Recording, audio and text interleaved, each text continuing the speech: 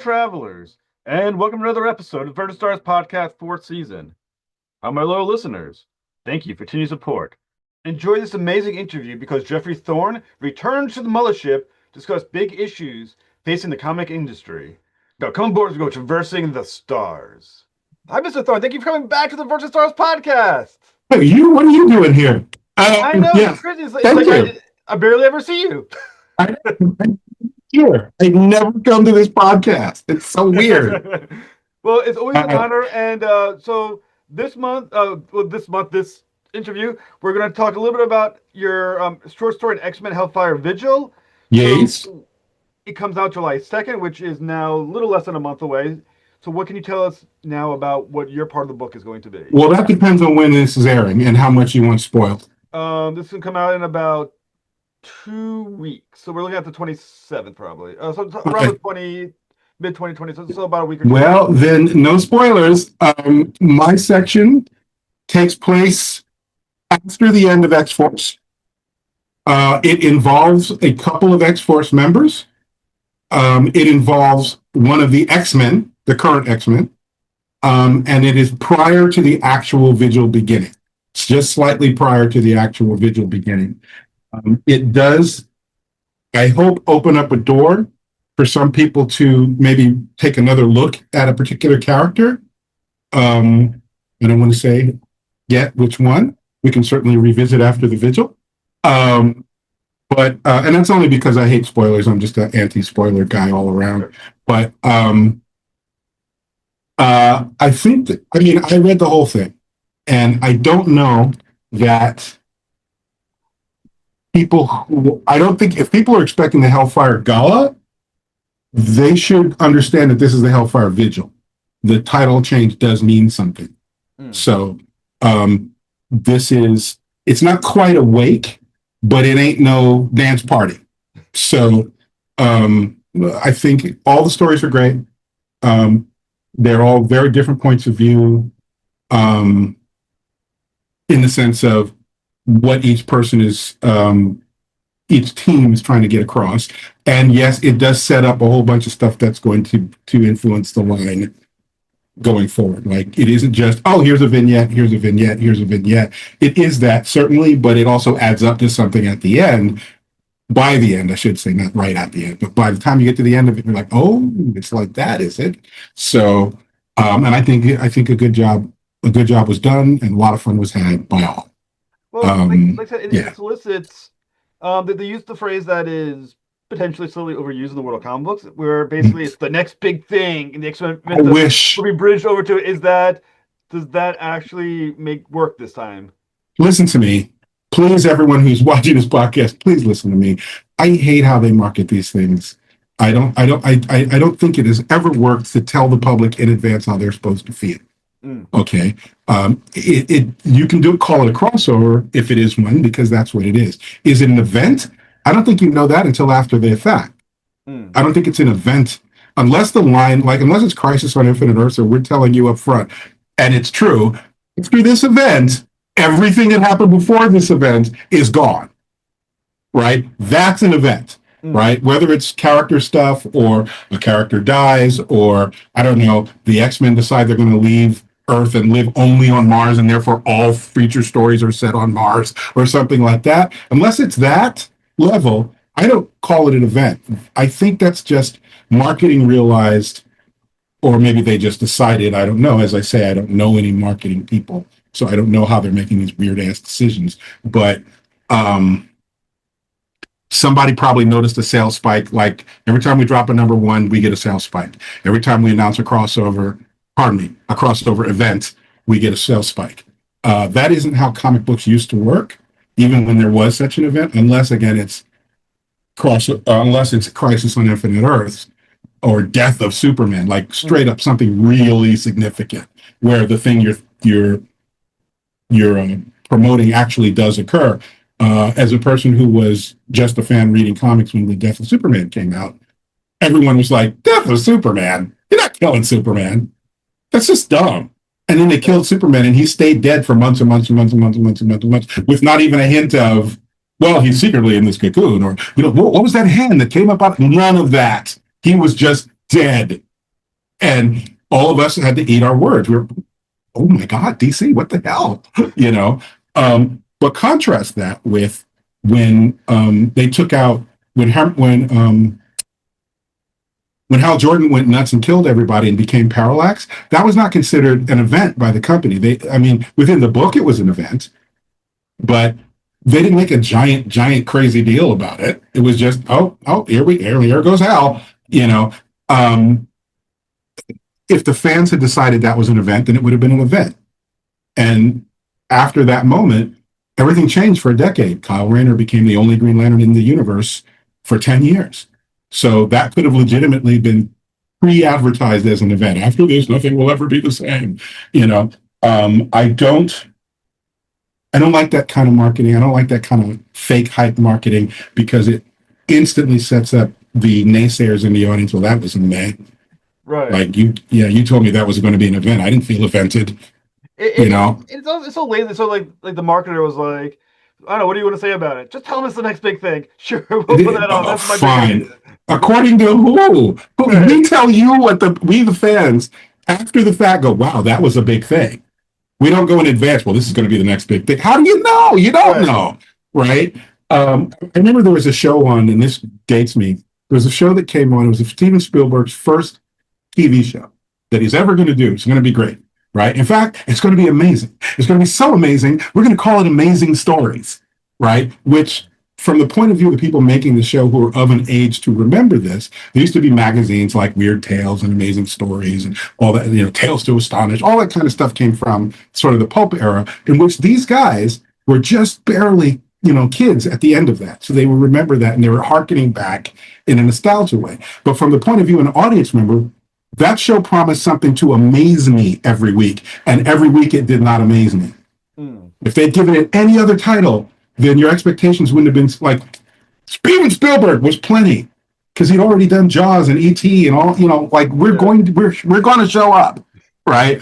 But to say every week amazing stories, you better amaze me. You literally hung it over the door, and it didn't, and it died. It crashed and burned because of, I think, that promise. Because none of the individual stories were bad stories. They were kind of fun.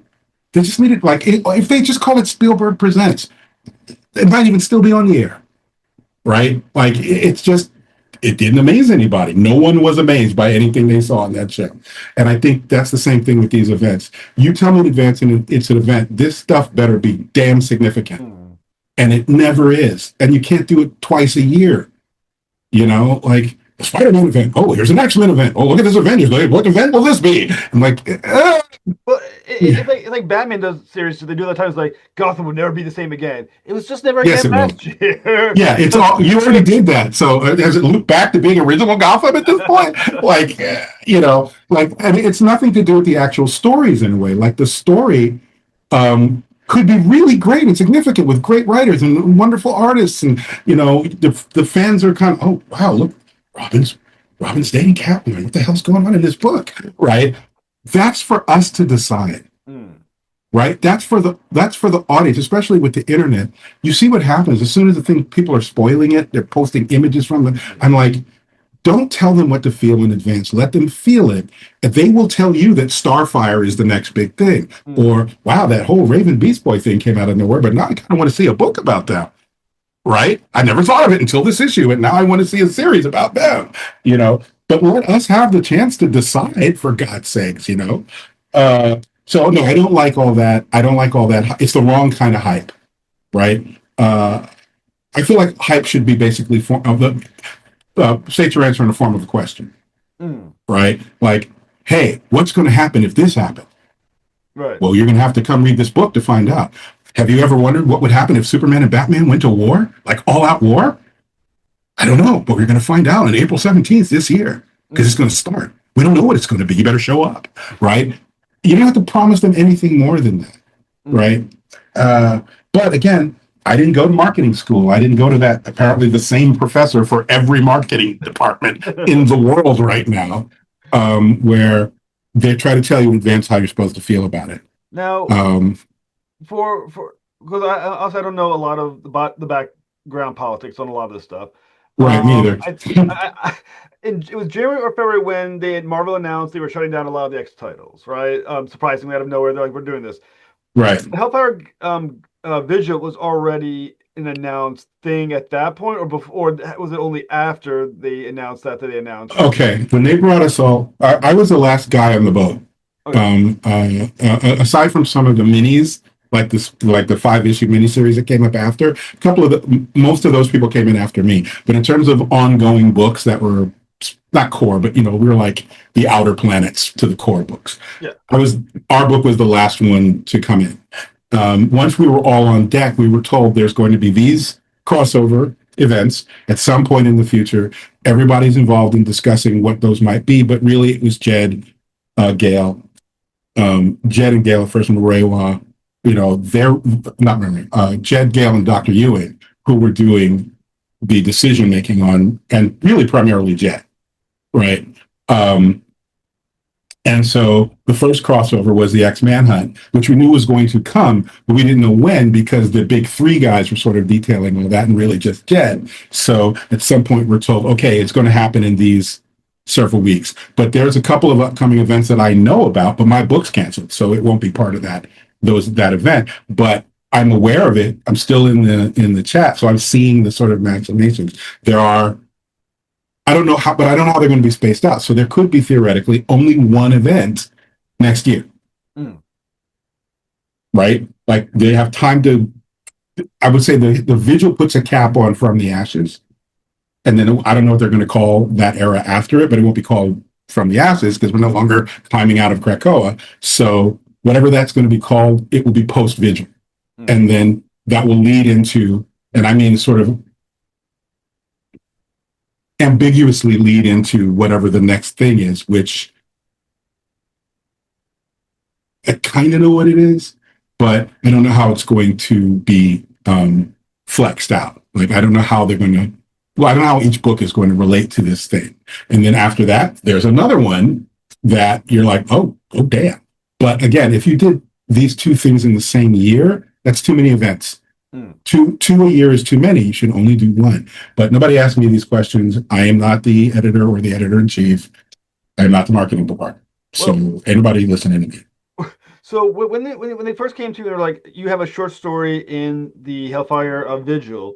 Mm-hmm. At that moment, did you still, for lack of a better word, think that X-Force was continuing up to that point? Or was it after that point where they said, hey, it was after. Now finish? We knew we were going to, no, I was going to have X-Force in some fashion would have always appeared in the Vigil. But by the time it was time to write that segment, we knew that we weren't going to have a book. So I had given it no thought because there were so many loose ends and there were so many characters with weird backstory crap going on that if I had known, okay, you're going to get 10 more issues, then our Vigil story would have been massively different than, because it would have basically ended the previous and set up the next in those pages. But,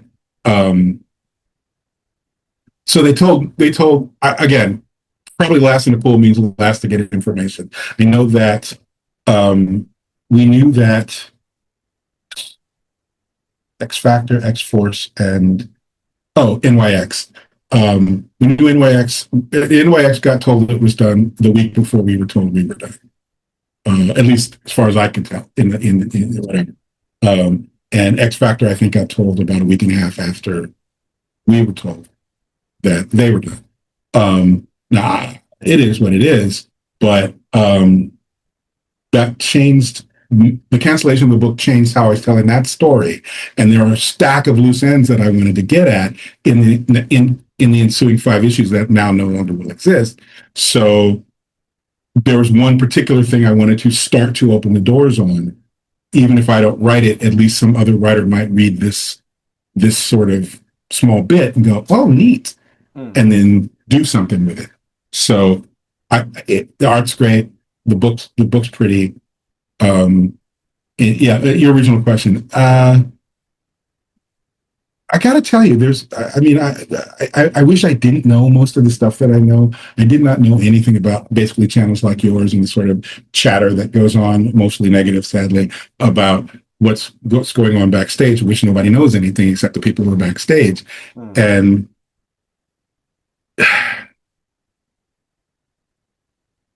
all of this stuff is happening with a discussion amongst the people. Tom is involved. He's not like out somewhere playing golf while we sort of do what we want. And he looks at it and goes, yeah, I don't care, I'm involved. Like it's work. Everyone putting in the actual amount of work. It's coordinated. It's thought out now. Execution, whatever. We had a short runway to finish our book. If they told us on issue 5, you're only getting 10, then those 5 issues would have been very different.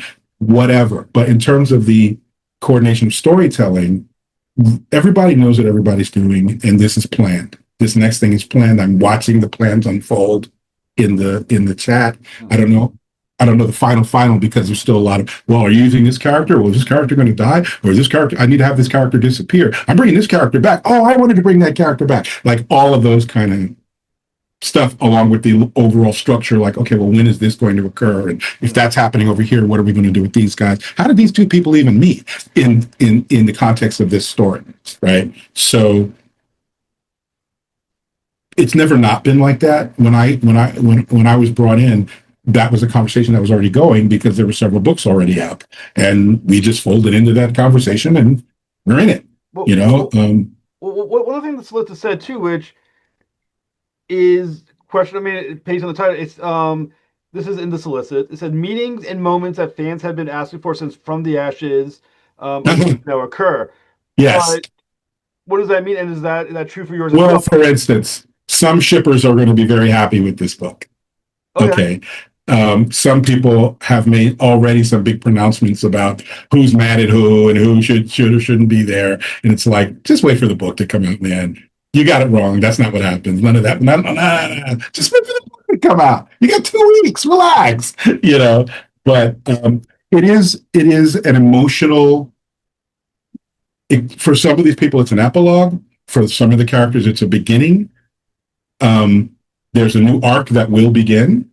Like there's a new sort of it's not in all of Marvel Comics, but if X-Men was a line, it's a line-wide arc. Something's going to happen, and then that will influence events going forward for probably another year, right? All of that's in this book. So, yeah, it is. That is an accurate solicit. There's a lot of emotionality. I mean, I don't know what I haven't seen any conversation about what the hell's going on Mars right now. But in terms of everything else, the whole Krakoa of it all, as I've been saying consistently, Krakoa was a significant event in the history of Marvel Comics and also in the specific history of the X. So it being absent after 5 years, it's going to leave a mark. It just is. Now, what that mark may be, like at least one of the characters I write is like, Krakoa or whatever.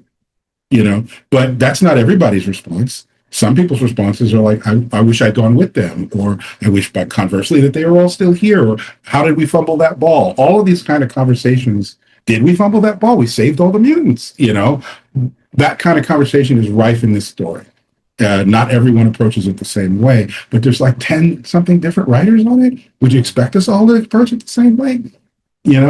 So. Well, I think it's really interesting to talk to you about this because you have an interesting vantage point. You're both existing within the world right now of the inner circle, but you also are on the outside as well, looking at it. So you have it from both vantage points. Right. From your vantage point, is the story or business wagging the dog in this direction right now? I would not. That's another thing that happens in the fan community a lot. If there's a from on high directive about the X books, it's like, well, you must include Banshee, resurrect Banshee. He's got to be back. If that's happening, it is not trickling down to the granular, let's write a good story, right? For instance, if I were still doing X-Force, they knew what I was planning to do with X-Force for the next year and a half, regardless of whatever the crossovers were. Regardless, like there was no sense of, hey, you got to put Deadpool back in the book. There's none of that. Or we've got an upcoming, we're doing Eternals 2 is actually going to come out. You got to have at least one Eternal in the book. Now, that might happen, but the way the company works, that would be kind of a last minute thing. Like hopefully a month before. Jeff, a month before we need to do issue whatever, we need to usually grab one of the Eternals and shove them in your book. They can be a cameo, they can be central, but they need to appear and be clearly them. All right. You know what I mean? But in terms of the business wagging the dog, I don't think the movies right now are focused on the esoteric nature of the current era of X-Men. I think based on what I've been able to glean, and actually not from this part of backstage, what I've been able to glean from my Hollywood career, that the focus is not on current events. It's focused on how did the X-Men begin, which characters of the original and of the all new, all different. So Team One for big audience purposes, Scott and the Angel and all those guys, and it's not really Team Two, but Team Two, Storm and Colossus and all those guys. That's the mix they're messing around with for the movies and stuff, which doesn't really affect anything we're doing, right? So I mean, they might lift somebody out, but like nobody told. Can you still hear me? Yeah. Nobody told me to use Mr. Sinister to make a reference to Mr. Sinister in the story, even though I don't particularly like Mr. Sinister. He was an interesting thing to fold into the X-Verse. I'll rephrase that, into my little part of the X-Verse to sort of interconnect it with other books. I don't know what the relationship is with somebody like Jed or Gale or Dr. Ewing, who are, they're doing the core books. So I presume there's a hell of a lot more interfacing with them. Don't kill Cyclops, don't make Cyclops the villain. Or conversely, this movie's coming out. If you're still in the book, you have to lay the groundwork for Cyclops to be a villain. So it matches. Maybe. I don't know. I mean, honestly, because it feels like we're in a weird moment in the world of entertainment where the comic books are both fueling the stories for the movie and at the same time forced to reflect them in a weird ass way. Sort of like Thunderbolts, where Thunderbolts are not the Thunderbolts where people remember them when they originally were started. I mean, that's not who they were. Right. And then at the same time, though, because the movie came out, the comic books called now, surprisingly, the New Avengers / Thunderbolts had the same sort of characters that were in the movie. So it's like comics are both fueling what is being done, but at the same time now trying to copy. That sounds like marketing department driving. So when you say wagging the dog, I'm a creator. So I'm always going to be upset if marketing's wagging, is telling anybody in the creative side what to do. They should react to what we do and figure out how to sell it, not here's what we'd like you to sell. That puts them in a driver's seat, and none of them are writers. None of them are illustrators. None of them know Jack. Most of them are not fans of this material. They're not against it. It's just something they have to market, right? So I would prefer for that not to be the paradigm, but I'm increasingly aware that it must be. So, and I think that I wish that they would make a firm decision. Like we talked, I think, in our off camera before. Part of the reason, that nobody ever discusses this about manga. There's all this nonsense conversation. Manga's eating American comics lunch. And I'm like, they're not competing for the same audience. They don't compete the same way. They're not in the same venues. They don't have the same price overhead. They don't have the same support from the, let's say, Attack on Titan. The Attack on Titan manga matches and enhances the Attack on Titan show. Like directly. It is directly, there's no daylight between those two things. That can't happen in American at least big two comics. It literally cannot happen that way. And so in the fan base, well, why is this? Why not that? I'm like, it's not a 1-to-1 ratio. On the other hand, if the companies would think about it properly and take a look at what the Japanese business model is, that would include some profit share for what our version of mangaka are, right? The people who make the books will get some profit out of it.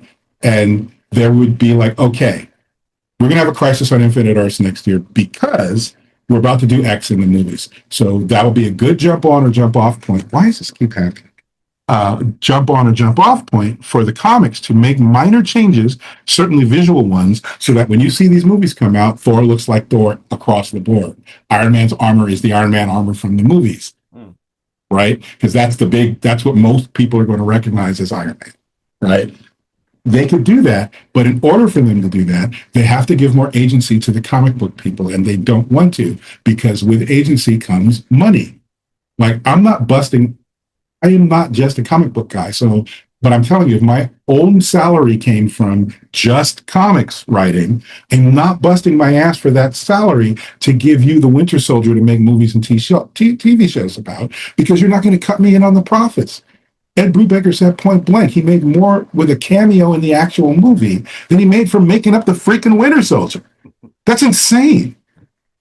And it's also bad business.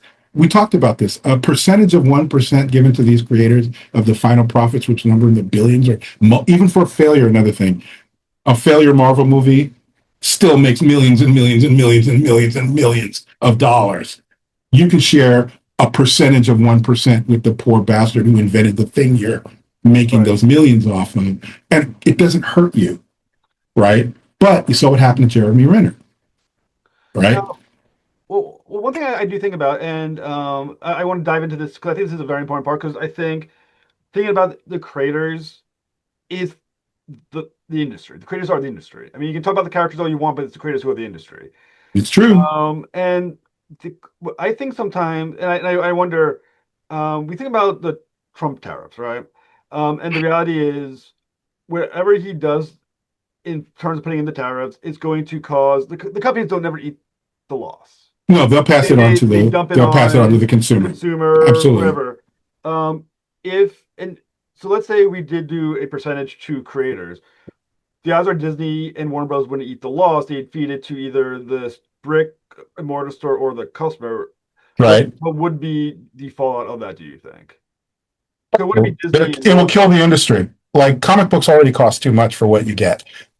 Let's talk about it. I don't do drugs and I don't drink it. I never have. But let's talk about it in those terms. The high you get from a comic book, the experience you get from a comic book, no matter how well written, no matter how beautifully drawn, a 20-something page comic book is not going to hold you down for longer than an hour at absolute outside most, right?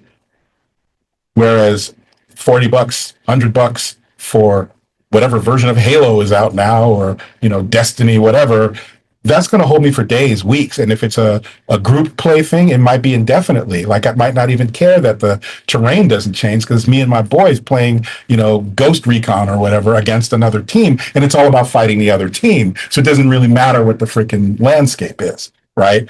But nobody's cutting those executive salaries.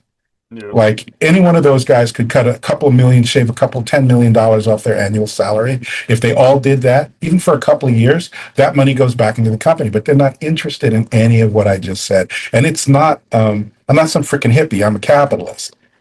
Like, I'm a straight up capitalist. But there's there's vulture capitalism and there's capitalism. Yeah. So, right, which kind are you? And if the idea is to sort of, Jeremy Renner created a little minor controversy because someone in the accounting department said, what we should do? Offer him half as much money to come back and do the thing he was doing for us on his show, and also increase his participation in the show, because presumably, what's the young lady who plays Kate Bishop? Yeah. Maybe that season's not going to feature her so much. So he's going to be doing more work as Hawkeye, right? We're going to pay him half. Now, what psycho thought that was going to fly, right? Jeremy Renner is not he's an A-lister. Like, maybe those movies made him that. That's fine, but it doesn't matter. He is one. So offering him half to do the same job before he even tried to renegotiate, that's bad business. It's literally bad business. It's a complete disregard for the people who make the thing. We make the thing. Right. We're not, and in his case, he even said in a couple of interviews, I wasn't asking for more money to come back. I wasn't even renegotiating. They came to me and said, we would like it to be this. And he looked at that and went, wait, this is half. Why would I do that? Why would anyone take half the salary for the same job? Why would you even think that they would say yes to that? I wouldn't do that at McDonald's level earning. Why would I do that where I'm earning hundreds of thousands of dollars? Like, it's nonsense, right? So if they're doing that to Jeremy Renner, imagine what a comic book illustrator has to contend with, what a comic book writer has to contend with, right? I think it is a bad business not to understand that you don't need that extra $10 million for the next 2 years. You could put it off Your lifestyle is not going to get hurt. There's probably 10 or 15 of you earning at that level. If all of you said, shave off 10 for the next 2 or 3 years, let the company coast and save that money for making projects and paying off some people, whatever, like, it's fine. Right. But that's not what will ever happen. What will really happen is they'll change the price of the object, and the person in the audience will either buy it or not. And if your wallet isn't fat enough and there's enough of you who don't have enough money, that product's going to go away because it won't be cost effective to make it. And the people who are making it, I mean, the big at the very top, they don't care. They'll just move on to video games or, whatever new technology that none of us know about yet that is entertaining. They'll just move into that and do exactly the same thing to that industry. Exactly the same. Right. And we all see it. We all know it. Everyone feels it, but no one can do anything to change it because no one's in those offices. And frankly, if I was one of the executives and I said something like what I just said, they probably forced me to go into some sort of psychiatric retreat. Like, Jeff, what the hell? What are you talking about? Give up some of our money? What are you, a hippie? Somebody got your kid, your wife and family are they under, have they been taken hostage or being blackmailed? What's going on, man? Like, what? Take his temperature. Give him Tylenol. What's going on? Well, I mean, yeah, I think because we're not like in the days of like Walt Disney, when Walt Disney was the guy who owned Walt Disney. So right. He cares about the company because he is the guy who right. birthed it, right? Right. These are usually mercenary executives who they go in, they want their money, and they get out because that's how it works. Or they have investors who want their money and are not worried about the company. It's like, well, we need to hit this much money in the third quarter to make our bonus, get the bonus, get out. But that's the problem. It's all short-term thinking. Right. Even like I said, even those people, how to put it like this, you don't cut down the forest and walk away. If you want to keep having wood and paper goods and building houses, what you don't do is cut down all the trees and never grow any more trees, you idiots. Right. You're going to run out of trees. Well, there would be trees. How? Do you even know how they're made? Like, we're going to cut this whole field, and then they're going to miraculously grow back themselves. You killed all of them, right? So it's kind of the same thing with and it's not just entertainment. It's basically all of these kinds of, all businesses have been taken over by private equity. Private equity drives all these things. Private equity is it blinds. It's an identity concealing way of pulling money out of something that you didn't build, you don't make any profit off of. Rephrase that. You didn't build, you don't make any of it. Right? So you're only looking at it like, how can I get the maximum out of it in as short a time as possible? Whether it crumbles or not, so what?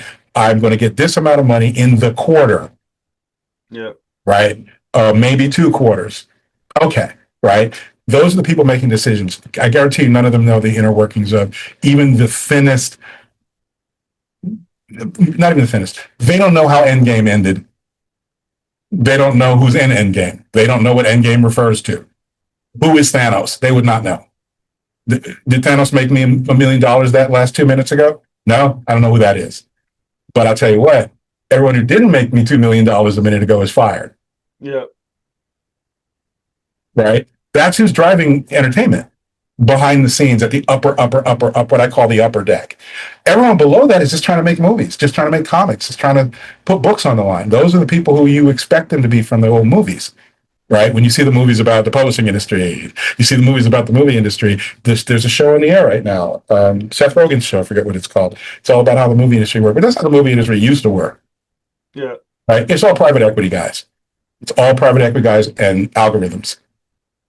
So, when you're thinking about what we said earlier about the idea, if you could give even a percentage to the people who actually make the thing, and are making the thing that people are paying attention to. I mean, the guys who give the money are not the ones who create the thing. As you said, the money just exists, and they're there whether or not it makes money for as long as they think it's going to make money from it. The people who are, that's right. Those who are actually the creators, what would the impact be of that 1% of percent for the creators, and also, is there a way of doing it without then the brick and mortar stores feeling the brunt, because obviously the executives never will? It would be Bob Iger's bar bill.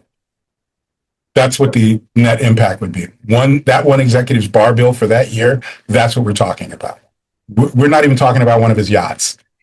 I'm presuming he has at least two. Right. But I mean, it's hard because it sounds like a political discussion, but I was talking to people about the impact of what people are calling AI 10 years ago. And my concern was truckers. It wasn't even about my own industry. I was like, as soon as you have an auto driving car, that's not the thing. I mean, yes, a lot of people like driving. I know people forget that. People like the activity of driving. But as soon as you have a car that can really safely drive itself, you know who gets eliminated instantly? Truckers. Because driving in a city is way more complicated than driving on highways.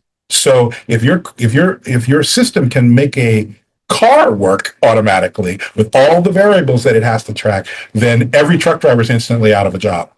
Instantly. And what are they going to go do? What are they going to do? A person who's been a truck driver for 40 years, who's trained to be great ace truck driver, who's damaging their body with stimulants so they can make that run from Orlando to, I don't know, Seattle in a day, which is impossible, but you know what I mean? Right. And that's just truckers. But all the companies in entertainment, you see they're embracing quote unquote AI. I had talks behind the scenes with many, quiet as it's kept, most screenwriters, most actors, I would say even most directors, are not particularly tech savvy, not in this way, right? A lot of us are, but most of us are not. So there was huge confusion. What is this? What's it going to mean? What should we fight about in our contract negotiations? All of that kind of crap. And I said, look, I'm a basically nice person.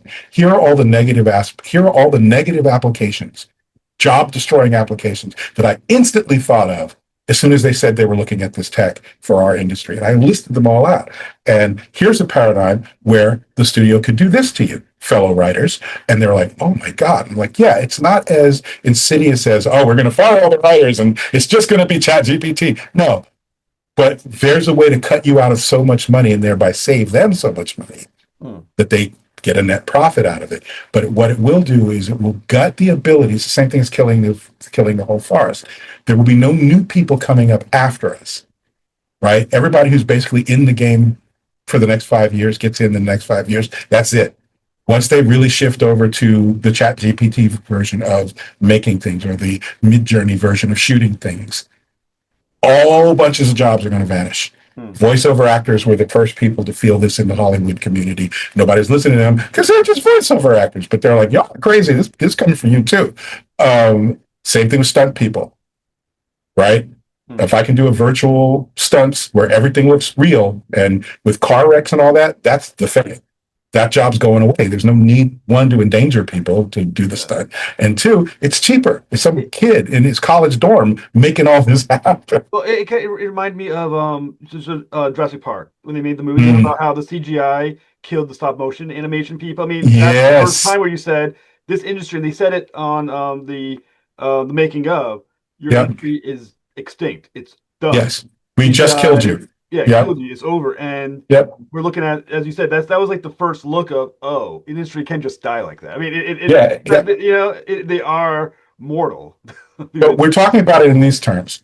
The people who, when I first found out about large language models, especially the ones that applied themselves to visual arts, it didn't initially occur to me, how are they teaching the model? How are they teaching the system? That didn't cross my mind at first. I was thinking, wow, there's some kid in Appalachia who's probably the next Martin Scorsese or the next, Orson Welles or somebody who's never going to get that shot because they live in a coal mining town in the middle of freaking West Virginia. They're never going to get access to any of the necessary anything, and I mean anything, to even let them know that that's in them, right? So these kind of technologies would allow that person to make a magnum opus film, or not even have to be that big, something like, To Kill a Mockingbird or something. It'd be one person can do that, theoretically, using these tools properly, right? And I want that kid to have a chance. I want that, selfishly, I want that next Orson Welles to show up. I'm not him. I want him or her to show up and be that. I want to live to see the next freaking Da Vinci show up, right? That's great. That's empowering. That makes more of everything for everybody. But the guys at the top are like, well, how can we pair out all these guys whose job it was to just draw the in-between poses Yeah. in an animation sequence. Now we can have an algorithm do that. Well, that's a whole job category that it didn't gradually go away. It was here last year, and now we don't need it. Yeah. I kind of feel like the conversation about AI and the danger of AI that we're having in the industry, especially comic, is wrong. And I'd love to have your input. The argument that currently is that AI is stealing, thus is wrong. And don't get me wrong, it is stealing and it is that inherently wrong. But it won't always be stealing. Wait, Eventually, someone will figure it out where either you're buying some art legally or illegally from somebody, and thus changing that argument. So the argument, in my opinion, should be the benefit of working with someone is this is the short term social memory that people always forget about. Rap music was theft. mm, The beats were all sampled before they had sampling. All stolen. It was all copyright infringement. All of it. mm, Okay, every track, everything that a producer that the DJ was cutting together, that came out of dance culture where it wasn't illegal for them to play it at parties because there was no mass distribution. It was an event and whatever. It was too small of a. There's too few bars essentially to trigger copyright slams, and how would anyone even know? By the time you hit them, it was over. Whatever. But as soon as you put it on an album, Vanilla Ice stole Under Pressure. mm. And somebody is going to get sued about that. So instead of learning the lesson, now ultimately the music industry figured out how to pay for things where we're going to give Sting a little bit of credit on this thing because we took that one bass line that he invented and he's going to get a cut of the profits of this song when it becomes number one or whatever. Or if it doesn't, whatever profits, he's going to get his cut. That's all you need to do. But instead of learning that lesson from what the music industry did, what they tried to do, and it's because none of them are entertainment industry people, they're like, well, we'll just do it. No one can tell we're doing this. We'll just do it. And Yeah. then they can come. It's better to ask for forgiveness than permission, but they're not even asking for forgiveness. Somebody even got in front of the British, some British commission and said, well, we can't, oh, the guy said, we can't, this industry will die if we can't take stuff without paying for the copyrights. It's like, I'm like, then your industry needs to die Yeah. because these people's copyrights, you're literally stealing it from them, but you don't have to steal it from them. You don't have to. You just want to because you don't want to share any percentage of Yeah. your profits. And I'm like, but your profits are so vast. Your grandchildren, if you stop now, will not be able to spend it. Right. Right? You can live off the interest of your money very well. Right? You could still buy that second island just off the interest of your multi-billions. So what are you doing this for? Is it cruelty? It makes no legitimate business sense. None of it. I have my own sort of social feelings about what it is, which have to do with this sort of person thinks of my sort of person, where they and physically, intrinsically dislike my kind of creative person in favor of their business tech mind, which they think is real and what we do is frivolous, and how dare we have an opinion. Right. Now, I don't know that that's true. That's my own personal bias. Yeah. So we don't factor that in.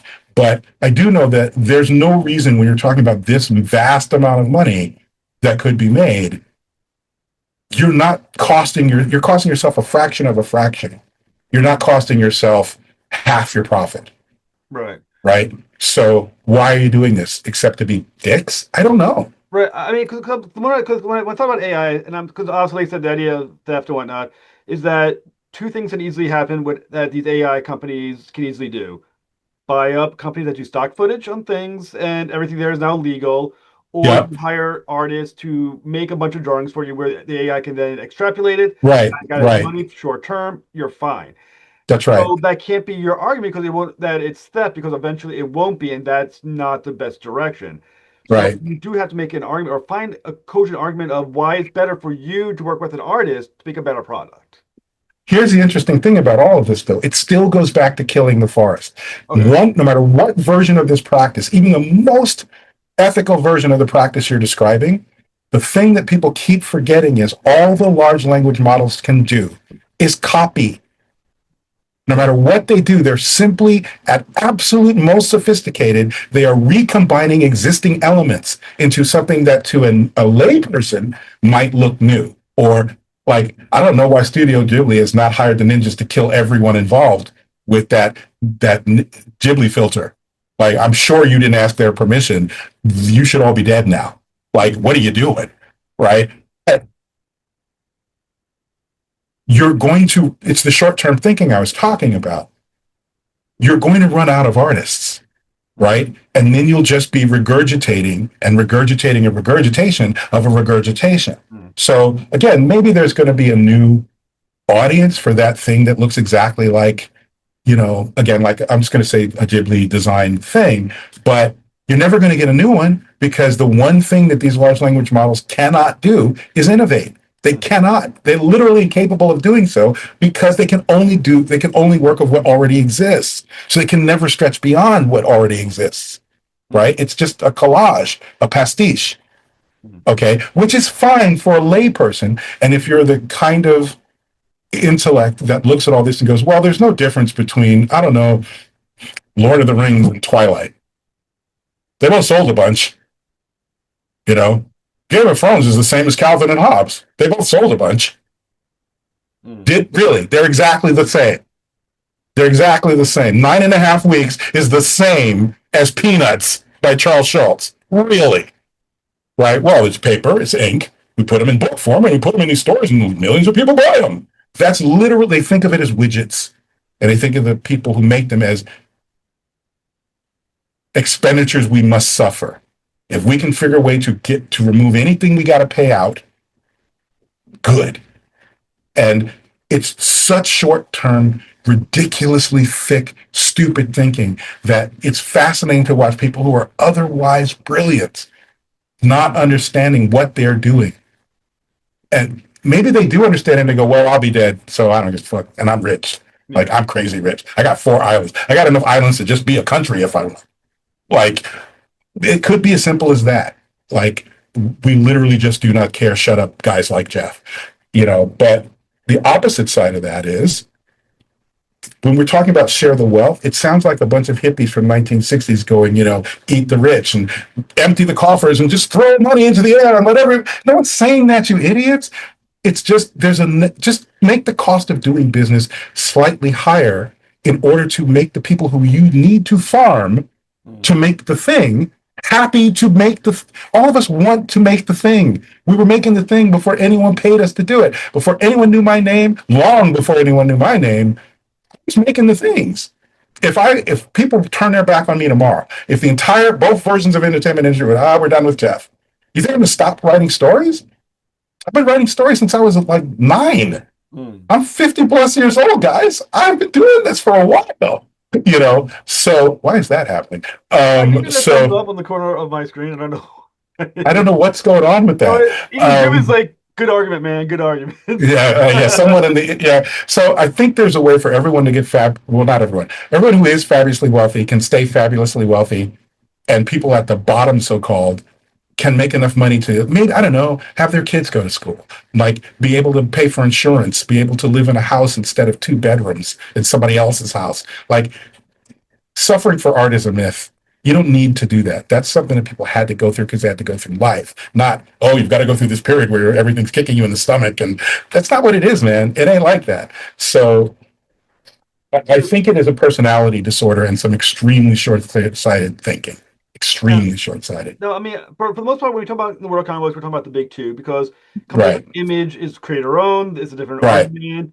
Dark Horse is slightly different, stuff like that. But when you think about the big 2, how much from those higher echelons is using a scorcher's policy of use the writers or the artists while we got them. If they don't like it, they leave. They're completely replaceable. Well, look at what the advent of what Image did. Now, whether you love Rob Liefeld or you think so-and-so draws boobs too big or whatever, what those guys did was Image doesn't exist if Marvel was less short-sighted. Image never comes into existence if Marvel went, oh, you're right, you guys should get a little bit of profit share. And you know what, that insurance thing, we cover that. You're making us millions. Back when comic books were literally doing that, right? Like many, many, many, many millions per issue, right? They just said, hey, guys, we should get a cut of the profits. Now, the last time that happened in Hollywood was I want to say in the 20s. A bunch of big stars went to their studio heads and went, we're you guys millions of dollars. We would like some say in our lives. And they're like, nope. And they're like, okay, we're now a studio. We have so much money. We formed United Artists, which is literally what that name means. Director, couple of actors, couple of writers who had made enough money. Fine, screw you. We're a studio now. That's all Image was. Really? That's your answer? Okay, you're wrong. People are going to, and that's exactly what they did, right? And all those guys made themselves crazy rich. Jim Lee came back, sold what he did back to one of the companies that refused to be nice to him, and he runs one of those companies, right? Well, you know what? Those companies are like, that's never happening again, ever. So you're never going to get, no one's getting that big. No one's going to ever get as big enough, regardless of the market, what's happening in the market. It's a whole other discussion. They will never allow another Jim Lee to happen. They will never allow another Red Liefeld to happen. Someone at the top, that was a smack in the face, and it cost them too much money from their point of view. Because again, Image is a legit competitor. It moved from nothing to either number two or three, depending on whether Marvel or DC was still on top. Yeah. Instantly, it knocked Dark Horse out of the box. Like, that's insane. And they're never letting that happen again. They created their own competitor rather than learn the lesson. What's the obvious lesson? Pay people what they're worth. Yeah. That's the clear, simple lesson, right? Make them happy to come to work. Make them want to make up these things for you and give them a little cut. I'm not talking about Rob Liefeld's been running around. I don't know Rob. Probably a nice guy. I have no knowledge of Rob. He's been running around saying he wasn't treated right about the whole Deadpool thing. And I'm like, dude, that ship sailed a long time ago. You remember why you found an Image? But on the company side, they think really just throwing his name, oh, thanks, Rob, at the end of the movie, that's supposed to be enough? You're making billions of dollars. Give the guy a point or two. Like, why should the Schuster estate have to sue for Superman profit rights? Yeah. Again, it's a tiny, tiny aspect of how much you're making. It's even better PR to just share, but you made them go to court on the off chance, right, that you could outlast them money-wise, that they didn't have deep enough pockets to stay in the fight. You didn't even have to win, just outlast them. Yeah. Right? So, I don't know. It is definitely a different business model than I would like to make a better mousetrap. Is there, I mean, is it the consideration of, once again, not, I get the feeling, as you mentioned before, there's your level, editor level, chief, there's that group, that little bubble, right, what exists in the island where right, the bridge goes, that makes right, the bigger decisions. Is the thought then that you think from that other, the bridge, where the other island exists, that what you do as creators, not you specifically, but writers, artists, can be done by anybody. So you might as well, so it doesn't matter if you lose a few, if some of that's them right, cut off because, well, there's 20 others who will do the same damn job. So it that's doesn't right, matter if you lose a certain percentage of them. that's right. That's exactly why. I mean, again, this is macroeconomic stuff. It's not limited in any way to comics. Like, it is absolutely not comic book specific. The is the whole long TED talk. Globalizing American industry, when they propagandize the American public, they're like, we're going to spread our values across the world. It's going to be great. Plus, we're going to get trade with all these companies, and you're going to be able to go to Mexico and see factories that run just like American companies, or India, and you're going to see them have. No, that's not what happened. What actually happened was the American worker got screwed because all those other companies could offer slave wages, and they weren't interested in adopting our lifestyle, and there was no diplomatic component of those corporations sharing the wealth. All it did was, we now no longer need to pay Americans a decent wage when this other country is not asking for a decent wage. They're just not. So, good business, right? Let's go over there. Instead, what they should have done is uplifted everybody so that that base minimum wage everywhere, still not a lot of money. It's just you didn't want to pay that much money, right? All these damn unions are making you pay people a reasonably fair wage. Well, these guys don't have unions, and they're used to eating no crap. So even if a fair wage for them is nothing to us, it's like, but our guys wouldn't take that. Like, our American people would never accept that, right? Stupid regulations, and you see 30 years later, 40 years later, what has that done to the world? So it is a macroeconomic decision-making process, which basically is, I'm going to get rich and screw the rest of you. I don't Now, care. I can't. Yeah. now, okay, so I mean, obviously you're in about. I'm gonna ask you a question, knowing that there's no way for you to have the actual numbers, Right. because but being that you exist more within the community than I do, you may have a better Okay. sense of things. Okay. From your experience, from your knowing these people in the industry, how what percentage of comic talent, especially writers, especially the writers, actually exist solely on what they're making in the comic book industry? I mean, it's like That that would is be the an one job interesting they have. question. Based on my salary, I think for you to exist solely on the making of one comic book, first of all, the illustrators make more, which they should. But um, if you don't live in the Philippines or you don't live in Iowa or Idaho, and not even in a major city, maybe there, I don't know what the cost of living is, Cleveland, Ohio, but I guarantee you can't do it in LA. I guarantee you can't do it in New York. There's no way, literally no way. It's basically minimum wage or below. The cost of living is so high in these major cities that there's no way you can do it on a comic book salary. So unless you live in Greece or someplace where the dollar is crazy strong, and even if you made exactly the same salary, it's like twice or three times where you live. No. So the percentage would be, I don't know how many people have other jobs like me. I don't know how many people have rich spouses or parents. I don't know. So we'd have to factor that in. Like it's a secret that people never talk about with the acting industry. It's Hmm. not a shock that many of the actors, you scratch them and you find out they come from very well off families. It's because the lean years require support, and most people can't put it together. They can't scramble enough, so they call their parents. And if their parents got it, they got it. Now, most people's parents ain't got that kind of money to support an entire other life of adulthood while they're doing their own adulthood. Yeah. Right. So that means that the pool of talent is going to be basically upper middle class and rich, Hmm. with exceptions. Right. So, and it's the same in many of the art industries. Um, you will find that there's a spouse, right? There's some sort of independent money coming in from something that is not comic books, even in my own case. No way. I've never tried to do it ongoing because it's too much. It's not that it's too much work. It's too much work for way too little money, Hmm. right? And it wouldn't be appreciably better if it wouldn't. I could not live. We don't. My wife and I, the double income, we live modestly. We live in a two-story. We have, I guess, two bedrooms, a living room, what would be a dining room, and a kitchen, and two bathrooms. Right? Nothing major. It's not even a standalone house. It's a duplex, I guess. It's connected to another one just like us. Yeah. Okay. Um, that's on my ridiculous salary as a TV maker. Okay. That same salary, I wasn't thinking of moving to Cleveland, but my friend's from there and he was there and I was looking it up. And I found a house that I was like, this is the greatest house. It has the kind of land around it. There's a lake nearby. It's freaking gorgeous. I could have walked there and paid for that house in cash.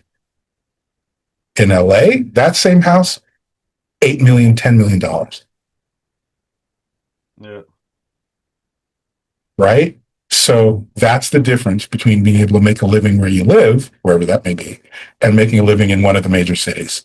And I assume it's the same in London or Dublin or, I don't know what the capital of Spain is, but Lisbon, like I'm sure the major cities, they have the same cost of living differences, Hmm. but it's not an accident that gifted artists from the Philippines might be first in line at Marvel or DC over that kid from the Bronx who's as good or better.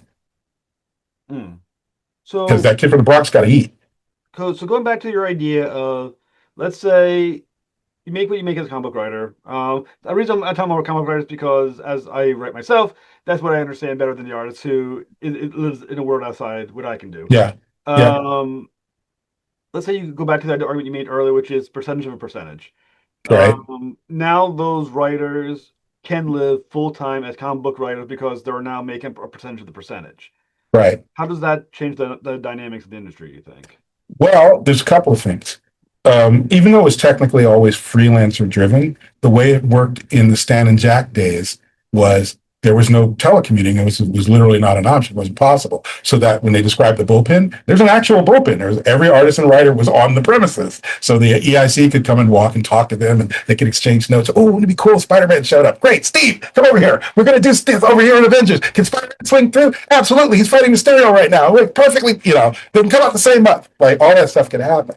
But once it changed to a true freelance model, and once the freelancers realized it's better for me to incorporate, making themselves a business rather than an individual tax-wise, it became too diffuse to give you the benefits that you would have if you were a company employee. What they should do, they won't, is the company should say, you're no longer a freelancer exclusive to Marvel. We're going to pay you an entry-level fee. Your salary will be this if you come with the company for this amount of years. You're going to get these benefits. You're going to get a retirement plan of some kind. We're going to front those costs. And in return, Mr. Mark Waid or, Brian Michael Bendis or whoever the hell it is that you want to grab, in return for that, you work exclusively for us and you have office space here. You don't have to use it. You can still telecommute, but there's an office space and you report to so-and-so, and that's the chain of command. And everything gets approved, and there's a style guide that everyone must adhere to and all that stuff. But they're not willing to do any of that because it's a lot of freaking work. And it costs money. And you'd have to offer somebody like Bendis a significant salary to stop owning his own stuff. Yeah. Right? Because part of the deal would be you can't make your own stuff. You're coming to work for us. Right. Right? You don't want to make something that's going to compete with stuff you're making for us. So you'd have to be exclusive. They're not going to do that. So the only other option is to up the percentage that the freelancers get from ancillary or subsequent profits when it gets translated into new media, essentially. Some other form of media. So it would send a ripple effect, because I think the John Byrne era of drawing comics and writing comics, that was the first era where you had people who only ever wanted to do that. Prior to that, everyone who was in comics really wanted to be a novelist or a screenwriter or be in real advertising for the money, right? That comics was something they were doing because they needed to pay the bills, ironically enough.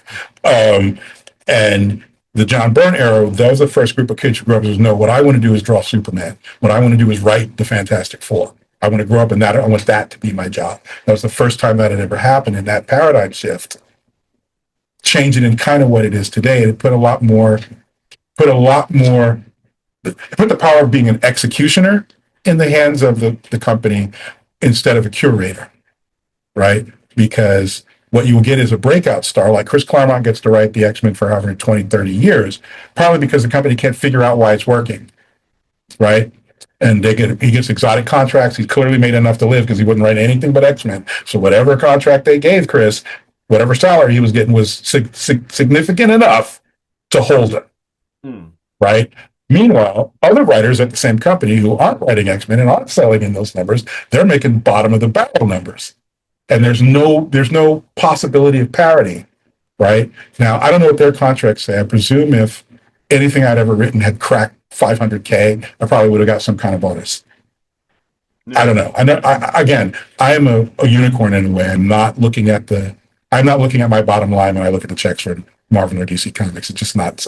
It's like, oh, I want to do this. That's my entire motivation. So, but if I was just a guy and looking at my salary, I looked at my salary for the job that I'm working on in Hollywood right now. I looked at if you compare, right? So comic book comes out once a month. So the script for that month is my salary for that month, if that's the only comic book I have. Okay. It would average out to that at the end of the year, regardless of how many, even if I did it all in 1 month, it would still average out to that at the end of the year, right? My salary on the show that I'm working on now, in the capacity that I'm working on, I think my comic book salary is 1.2% of what my actual real world salary is. Can live on it. You can't live on it. There's no way you can live on it, right? And again, I'm not some giant A-list, like, I don't have a flying car or a robot butler. I live in I drive a normal mid-range car, which I've owned for 4 years. Like, I'm not leasing anything. I don't have a secret estate anywhere, right? No investments. I'm just some dude who makes this stuff. In Hollywood, I would be called a mid-level writer or an upper mid-level, right? Now, granted, if I lived in a small town in the middle of the country, that dollar would stretch considerably further than it does in LA. I could have bought that house, for instance. But the comic books, in a weird way, are not made in the Midwest in that little town. They're made in New York or LA or wherever the company is. That's what makes the thing, right? So pay them what it would be like if you lived here, if you had to live here. All salaries should be based on wherever the company is situated. Thank you for listening to part 1 of this amazing interview with Geoffrey Thorne. Be sure to tune into part 2 when Geoffrey Thorne tackles more issues in the comics industry.